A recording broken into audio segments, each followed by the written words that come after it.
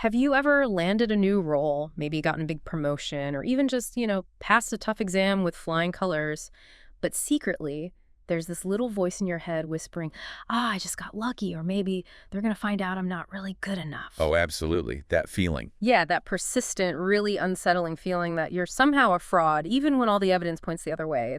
It's actually incredibly widespread. Hmm. And it has a name, Impostor Syndrome. Right. Today on the Deep Dive, we're really pulling back the curtain on this incredibly common, often very silent experience. Yeah, people don't talk about it much. Exactly.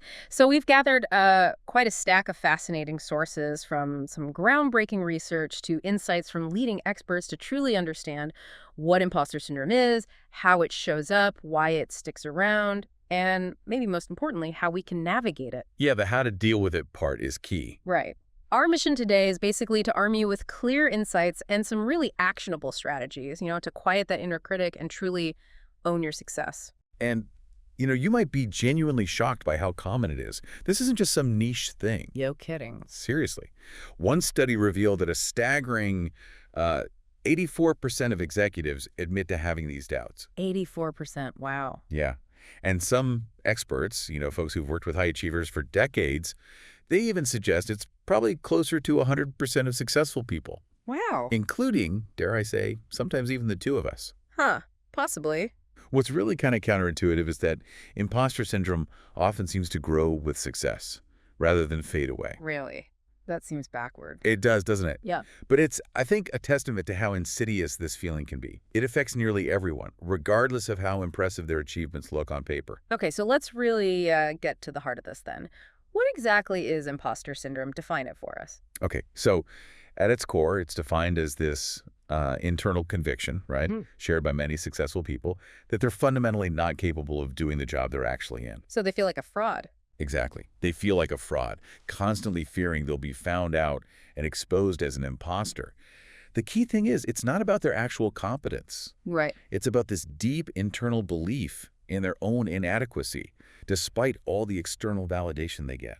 And what's fascinating is where this term actually came from. It has a history, doesn't it? It does. The term itself was coined by two clinical psychologists, Pauline Clance and Suzanne Imes, way back in 1978. Okay. And interestingly, when they first introduced the concept, they were primarily looking at high-achieving women. Ah. Yeah, women who, despite all their accomplishments, were just plagued by these feelings of, well, intellectual fraudulence. And for a while, I think it was thought to be mainly a women's issue, right? It was, yeah. That was the initial focus.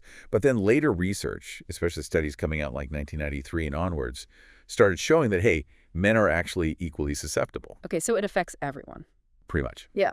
But the key difference often seems to be in how it manifests. Well, for women, it can frequently center around performance.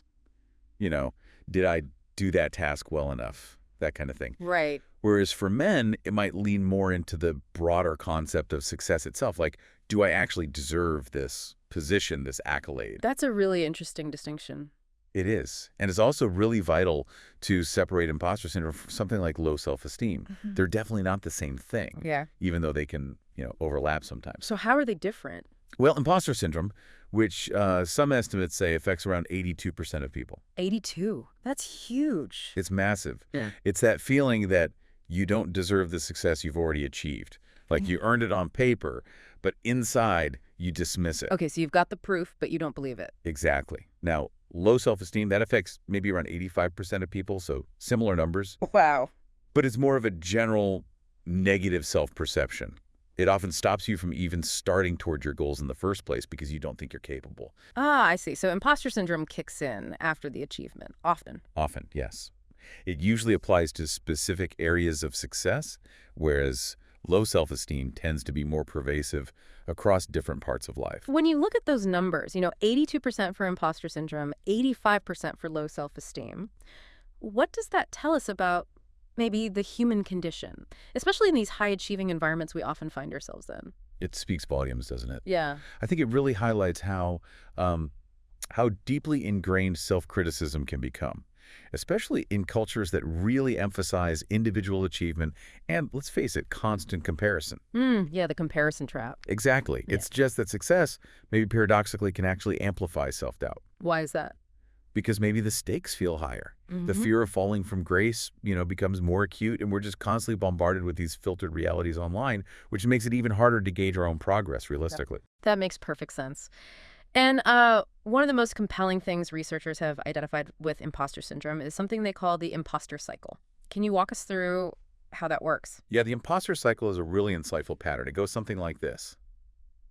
You're faced with a task, right? Mm-hmm. And immediately, your anxiety about your capabilities just skyrockets. Okay, familiar feeling. Right, so this anxiety pushes you into one of two extremes. Either you over-prepare like crazy, putting in way more effort than is actually necessary, Been there. or, on the flip side, you procrastinate until the absolute last minute. Also been there. Yeah. Then, when you inevitably succeed, because, let's be clear, you are competent, there's this brief moment of relief, like, phew, dodged that bullet. Okay. But then, the cognitive distortion kicks in. A cognitive distortion. Can you unpack that a little? What does that mean? Absolutely. Think of a cognitive distortion as like your brain playing tricks on you. It's a skewed, often irrational way of interpreting situations, especially your own abilities and achievements. Yeah. So in the imposter cycle, if you were the one who over-prepared, your distorted thought is, okay, I only succeeded because I worked incredibly hard. It wasn't really my ability. Right. Discounting the skill involved. Precisely. And if you procrastinated and somehow pulled it off, you'll chalk it up purely to luck. Wow, I just got lucky that time. They didn't see through me. So you never internalize the success as earned. Never. Huh. And then, with the very next task, the whole cycle just starts over again. It traps you in this loop, where your true competence is never actually acknowledged by you. That's a really powerful point. The success itself actually reinforces the belief that you're a fraud. It feeds the cycle. Exactly. And it's important to remember this isn't like a diagnosable mental illness in the official manuals, right? Precisely. Yeah, it's more a pattern of thinking, a cognitive distortion, rather than a clinical diagnosis like depression or anxiety. But it can hang out with those.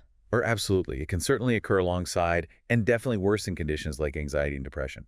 It just amplifies those feelings of inadequacy and stress. Okay. Now, here's where I think it gets really fascinating. This feeling of being an imposter, it's not just one thing, is it? It's not a one-size-fits-all experience. Not at all. Dr. Valerie Young, who's a leading expert on this, she identified 5 common types of impostorists, each with their own kind of unique flavor of self-doubt. And understanding these distinctions, I think, can be really empowering. Absolutely. Knowing your flavor helps. So let's start with the first one, the perfectionist. Ah, yes. Yeah. The perfectionist. This is probably the one most people recognize. They set these impossibly high standards for themselves, so high that even 99% feels like a failure. Right, because it wasn't 100%. Exactly. So even when they do excellent work, they'll just zero in on the tiniest flaw. They find it almost impossible to genuinely accept praise because, in their mind, it didn't meet their own unrealistic internal bar. So they're constantly moving the goalposts on themselves, essentially. Constantly. Then you have the expert. Okay, what's their deal? The expert feels like they must know everything about a subject before they feel satisfied or even start. Oh, that sounds paralyzing. It can be. They'll avoid tasks or even shy away from job opportunities if they don't meet every single listed requirement. They're terrified of being exposed for having a gap in their knowledge. So that desire for deep knowledge actually holds them back. Often, yeah. What's often overlooked is that this person's deep desire for comprehensive knowledge can actually paralyze them from acting. That's a huge trap. Yeah. Okay, next up, the natural genius. Right. This type judges their competence solely by how quickly and easily they master a new skill. Ah, so if it takes effort, it doesn't count. Pretty much. If something Yeah. requires effort, or if they don't learn it almost instantly, they feel this profound sense of shame. They're convinced it means they're not truly gifted or smart. They believe success should just happen without struggle, which of course is almost never how real learning or mastery works. Right, learning is messy. Okay, and the next type, the soloist. I feel like this one resonates with a lot of people. Absolutely.